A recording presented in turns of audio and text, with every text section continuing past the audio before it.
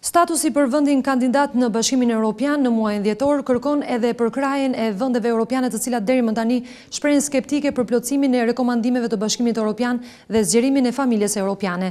Në kuadër të mbështetjes së progres raportit dhe mbledhjes së Këshillit Evropian, që pritet të mbahet në muajin dhjetor, Ministri i Jashtëm Ditmir Bushati ka kërkuar zyrtarisht të Shtetit të Hollandës përkrajen e Shqipërisë në muajin dhjetor për marrjen e statusit të vendit kandidat. Pata mundësi t'i kërkoja Ministrit Punëve të Jashtme të Hollandës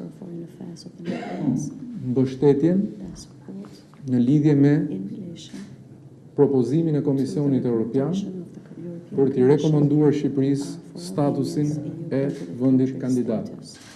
Jam koshient që jemi vetëm në fazat e para, me qenë se mu dha kjo mundësi për shkak të vizitës homologut holandez, në emër të qeverisë shqiptare.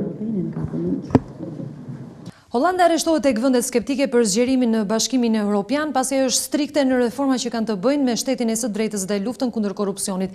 Ministri i Jashtëm holandez tha se do të diskutojë me qeverinë e tij për t'i dhënë dritën jeshile Shqipërisë.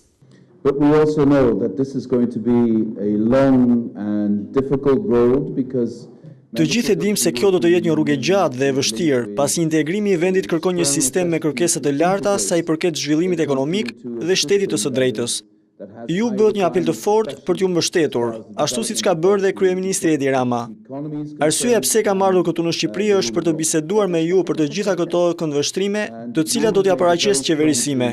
Ne do të shikojmë se çfarë do të dalë nga debati në Holland, por dhe nga debati në Bashkimin Evropian. Personalisht, pres të shoh atë ditë kur Shqipëria të jetë në Bashkimin Evropian. 28 vendet anëtare të Bashkimit Evropian duhet të vendosin nëse do të mbështesin Shqipërinë për dhënien e statusit në muajin dhjetor. Vende skeptike mbeten për momentin Franca, Gjermania dhe Holanda.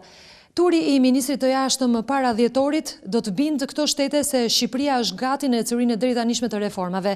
Vetëm një vot kundër në mbledhjen e Këshillit të Ministrave në dhjetor në Bruksel do shuante shpresat e Shqipërisë në këtë proces. Për Vision Plus, Adila Olloni.